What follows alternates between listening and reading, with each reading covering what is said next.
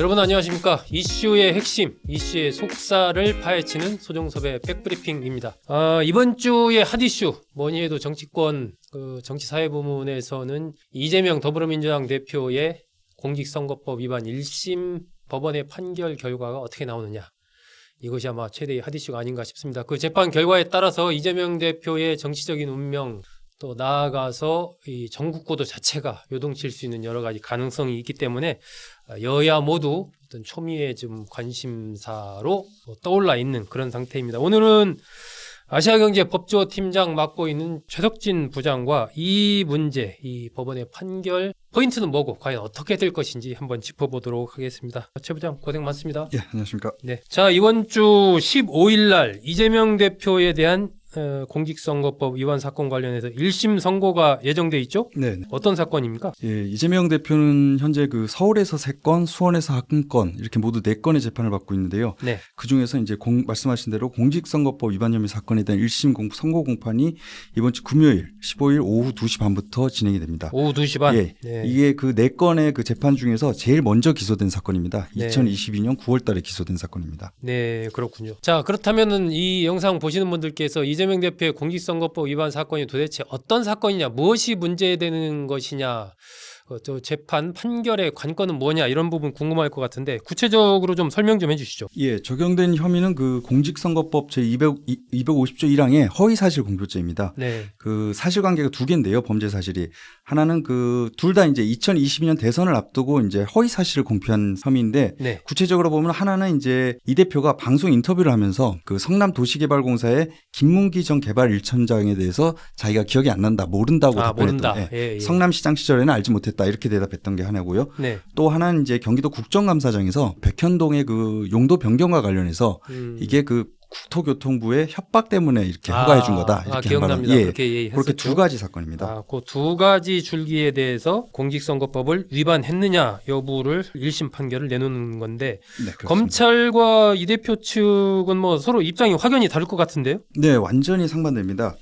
먼저 그 두 가지니까 하나씩 살펴보면요. 네. 그 김 전 처장을 이제 이 대표가 성남시장 시절에 알지 못했다는 발언에 대해서, 김문기 전 처장. 예, 그 부분에 대해서 이제 기억을 못 한다고 했는데, 이 사건이 불거진 이후에 이제 언론을 통해서 골프 라운딩 사진 뭐 이런 것들이 나왔습니다. 맞아요. 같이 몇 명이서 네, 그 골프 했다는 나왔었죠. 그 성남도경구의 기획본부장으로 있었던 그 유동규하고 네. 김문기 전 처장하고 이제 이재명 대표가 같이 이제 골프 라운딩을 하고 막 이런 사진들이 나왔고, 네. 또 그 다음에 김 전 처장으로부터 이제 직접 성남시장 시절에 이제 사업 관련된 보고를 받았던 그런 정황들도 드러났습니다.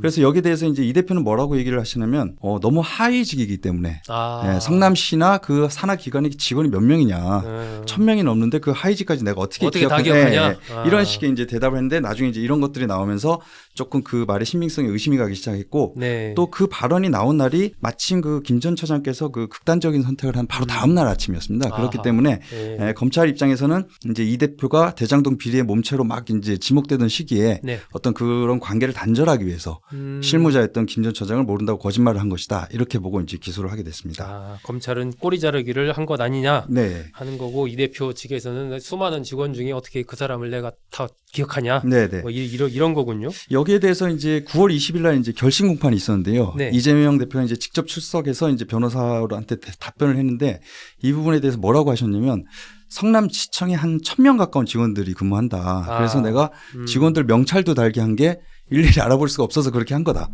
팀장만 해도 몇백 명이다. 네. 3명에 1명은 팀장이다. 그런데 네. 어떻게 기억을 했겠냐. 네. 더군다나 이 김문기 전 처장은 성남시청도 아니고 산하기관인 도시개발공사 직원인데 네. 기억한다는 게 그게 말이 되냐, 뭐 이런 식의 답변을 했습니다. 그렇군요. 이 대표의 이런 입장에도 불구하고 지금 좀 불리한 게 뭐냐면요. 그 유동규 전 본부장이 처음에는 부정하다가 어느 순간부터 이제 검찰에 협조를 하기 시작하면서 이제 계속 폭로를 하기 시작했는데요. 네.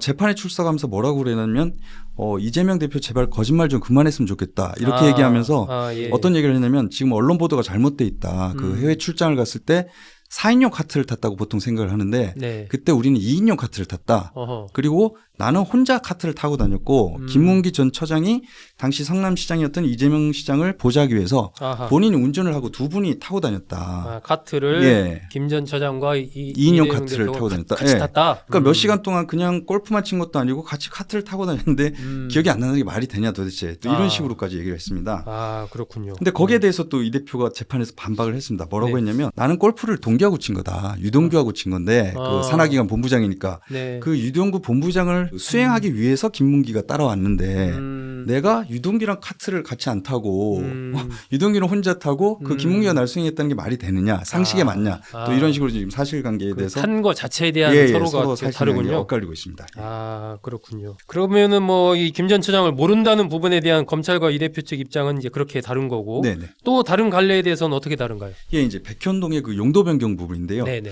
여기에 대해서 이 대표는 이제 당시 국토교통부의 압박이 있었다. 네. 내가 다소 이제 흥분해서 협박이라는 표현을 썼지만 그쪽에서 국토교통부에서 이거를 자기들이 그 얘기하는 대로 안 하면 따르지 않으면 직무유기로 문제 삼겠다. 뭐 이런 식으로까지 압박이 있었다고 이제 이런 입장입니다. 네. 그래서 결심공마 때 최근에 이 대표는 어떤 말까지 했냐면 중앙정부하고 기초자치단체하고 이렇게 부딪히게 되면 결국은 기초자치단체가 다칠 수밖에 없다. 말을 들어줄 수밖에 없는 상황이다. 이렇게 이제 네. 불가피했다는 식의 입장인데요. 네. 이와 반면에서 이제 검찰 같은 경우에는 그 이재명 대표께서 성남시장 당선될 때 선거 공약이 그 주거용도의 개발은 허락하지 않겠다. 불가능하다. 그게 이제 공약이었거든. 선거 공약이었거든요. 근데 그거를 태도를 갑자기 바뀌어서 문제가 된 대지 같은 경우에는 이제 자연 녹지 지역이었는데 그거를 준 주거 지역으로 이게 4단계를 올려준 거라고 하더라고요. 예, 이런 식으로 상향하는 거는 그 부동산을 조금만 아는 사람도 너무 이제 어이가 없다는 걸 누구나 알 수 있다. 그래서 이거 같은 경우에는 그 김인섭이라는 브로커가 있거든요. 네. 그 이재명 대표의 그 선거대책 본부장 출신인데 이 사람의 청탁을 받고 해준 거다. 그런 게 이제 검찰의 입장입니다. 그래서 검찰은 특히 이 사건 같은 경우에는 그 객관적인 물증도 있고 그를 뒷받침하는 진술이 있다. 그래서 유죄를 작신하고 있는데요. 어떤 내용이냐면 그 한동훈 그 지금 국민의힘 대표가 법무부 장관 시절에 이제 이 대표에 대해서 체포동의안 요청 이유를 설명하지 않았습니까? 국회에서. 예, 그 당시 뭐라고 했냐면 용도 지역을 변경하는 거는 지방자치단체가 임의로 판단할 사항이라는 국토부 회신이 있고 그건 이제 문서겠죠. 공식적인 서류가 있고 그 회신 결과를 직접 이재명 시장한테 보고했다는 질술, 성남시 과장의 진술도 있고. 진술도 있다. 예, 그 외에도 국토부 또 식품연구원 관계자들의 진술이 다 그 물증과 부합한다. 증거가 다 있다. 이런 입장입니다. 네. 그렇다면은 어쨌든 양쪽의 입장은 상반된 주장을 내놓고 있지만 법조계에서 봤을 때 이 두 가지 갈래, 이 공직선거법 위반 사건과 관련해서 유무죄를 보는 시각도 법조계에서도 좀 다양한 시각들이 있을 것 같은데. 네, 그렇습니다. 일단은 언론을 통해서 많이 이제 보도가 됐던 거는 그 김문기 전 처장을 모른다고 했던 거. 그게 이제 상반된 증거들도 나오고 해서 많이 이슈가 됐었는데요. 사실 법조계에서는 김문기 전 처장 관련 혐의보다는 그 백현동 쪽에 더 유죄 가능성을 높게 보고 있는 것 같았습니다. 용도 변경 협박을 국토부가 했다는 그 부분에 대한 것이 유죄 가능성이 더 높지 않나. 그 이유는 뭔가요? 예, 제가 이제 판검사들한테 물어봤을 때 대체로 김문기 전 처장 관련 혐의에 대해서는 뭐 잘 모르겠다. 반반이다. 반반 같다. 뭐 이런 식의 대답이 나왔다면 이제 후자에 대해서는 아무래도 유죄에 날 가능성이 있는 것 같다. 이렇게 보시는 분들이 많은데요. 그게 왜 그런가 하면은 이 대표도 이 부분을 강조하고 있지만 그 김문기 전 차장을 알았다 몰랐다는 부분은 어떻게 보면 그 이 대표의 머릿속에 있는 주관적 인식의 영역이거든요. 그러니까 그거를 실제 알았는지 몰랐는지는 사실은 이 대표 혼자만 알 수 있는 거지. 그걸 뒤집어서 내놓을 수가 없는 그렇죠. 거죠. 그 외부에서 그걸 입증한다는 너 모르지 않았냐. 이걸 입증하기가 사실은 쉽지가 않거든요. 근데 그와 반면에서 백현동 용도 변경에 국토부의 압박이 있었다 없었다. 이건 아까도 말씀드렸던 그런 객관적인 증거나 진술을 통해서 입증이 가능한 부분이기 때문에 상대적으로 더 이제 유죄의 가능성이 높다 이렇게 보고 있습니다. 또 한 가지는 그 국정감사에서만 그 이 대표가 그런 발언을 하신 게 아니라 본인이 마련한 자리나 이런 데서도 그 비슷한 취지 발언을 몇 번 반복하셨거든요. 그래서 이런 부분이 명백한 고의다 이거는. 허위란 걸 알면서도 어쩌다 그냥 나온 게 아니라 그렇죠. 허위라는 걸 알면서도 반복적으로 얘기를 한 거다. 갑자기 질문을 받아서 당황해서 발언한 게 아니라 의도적으로 허위 사실을 발언한 거다. 이런 식의 이제 논리 구성이 가능한 범죄라고 보고 있습니다. 그런 측면에서 백현동 그 개발과 관련된 국토부의 협박 이 부분이 조금 더 유죄 가능성이 더 크지 않느냐. 네, 그렇게 보는 것 같습니다. 그럼 총론적으로 봤을 때 이번 이 공직선거법 위반 사건 15일 날 선고가 될 이 재판에 유무죄를 가를 어떤 핵심 포인트 어떤 게 있다고 봐야 될까요? 이게 이제 방금 말씀드렸듯이 그 김문기 전 처장 같은 게 이제 내면의 머릿속에 있는 그 기억의 부분인데요. 네. 여기에 대해서 이제 검찰하고 이 대표 측하고 이제 좀 의견이 대립되는 부분이 있습니다. 그러니까 이 조문이 아까 허위사실 공표죄라고 했잖아요. 네. 250조 1항에 보시면 당선되거나 되게 할 목적으로 요런 것들에 대해서 허위사실을 발표하면 처벌한다 이렇게 돼 있거든요. 네. 그래서 그 허위의 대상들을 열거를 해놨습니다. 그래서 아하. 그게 이제 후보자나 후보자의 배우자, 직계 비속의 신분, 직업, 학력, 행위, 소속단체, 뭐 지지 여부 이런 것들이 쭉 열거가 되는데 네. 여기서 행위라는 말이 나오는데 이 대표 측 입장은 이거는 인식의 영역이지 외부적 행위가 아니기 때문에 이거는 허위사실 공표 대상 자체가 아니다 이런 주장도 하고 있고요. 네. 반면 검찰은 이게 머릿속에 남아 있을 때 그게 이제 인식인 것이지 일단 말을 통해서 외부로 표현된 이상 이것은 행위로 볼 수 있다. 그래서 이 허위사실 공표에 포섭이 된다. 뭐 이렇게 이론 대립이 좀 있는데 이 부분에 대해서 이거는 이제 법조계에서는 이건 결국 판사의 심증 형성에 달려 있다. 예. 판사가 누구 쪽 말에 대해서 유무죄 이제 심증을 갖냐 그게 중요한데 네. 이제 그때 이 대표가 왜 김문기를 모른다고 했을까 여기에 좀 방점을 둔다면 유죄 쪽으로 갈 것이고 만약에 그냥 인식의 영역이라고 보게 되면 무죄 쪽으로 갈 것이고 이렇게 보는 것 같습니다.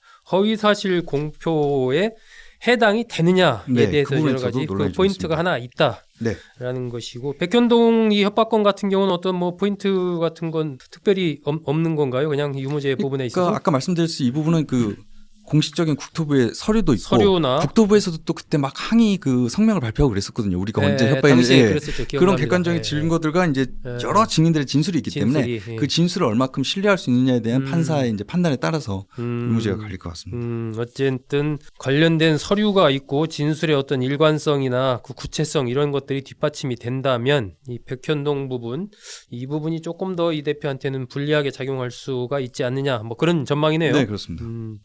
그러면 어쨌든 유죄가 나올지 무죄가 나올지 뭐 15일 오후 2시 반부터 시작되는 재판에서 이제 결과가 나올 텐데 만약에 공직선거법 위반 사건에서 이 대표가 유죄가 나온다. 네, 네. 그러면 어떻게 되는 건가요? 예, 그 많이들 그 항상 100만 원 벌금형 얘기를 많이 하시는데 그 네. 이유가 이제 일반적인 형법상의 범죄나 이런 일반 범죄 같은 경우에는 금고 이상의 형을 선고받거나 집행유예를 포함해서 금고 이상의 형을 확정받아야 이제 피선거권이 제한이 됩니다. 네네. 그런데 선거범죄 같은 경우에는 100만 원 이상의 벌금형만 확정돼도 향후 5년간의 피선거권이 제한되게 됩니다. 네네. 그러니까 2027년에 실시되는 대선에 출마할 수 없게 되는 거죠. 그 전에 만약에 이제 확정 판결이 나온다면. 네네. 그뿐만 아니라 민주당 같은 경우에는 대선 때 보전받았던 선거 비용 약 뭐 434억 원 정도 된다고 하는데 엄청난 금액. 예, 그걸 또 이제 선관위에 반납해야 되는 그런 문제가 되죠. 또 있습니다. 예. 그럼 뭐 100만 원이 안 되고 예를 들면 뭐 70만 원, 80만 원 벌금형 나온다. 그런 경우는 또 어떻게 봐야 되나요?